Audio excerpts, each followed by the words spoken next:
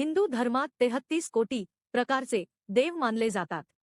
या महिन्यात दान केल्याने या सर्व देवतांचा आशीर्वाद मिळतो अशी श्रद्धा आहे। अधिक मासाचे दिवस, सौर महिना आणि चांद्र महिना यांच्यातील फरक भरून काढण्यासाठी जो काळ येतो त्यातील वृद्धी लक्षात घेता 33 या संख्येला प्राधान्य दिले जाते। पुरुषोत्तम स्वरूप 33 अनारसे हे भगवान विष्णूंच्या 33 विविध नावांचे प्रतीक मानले जातात। अनारसे का निवडावे? अनारसे हे जाळीदार असतात।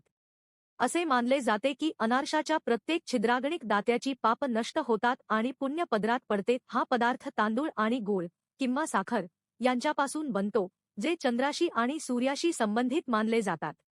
शास्त्रानुसार अनारसे हे काशाच्या किंवा तांब्याच्या ताटात ठेवून दान करावेत।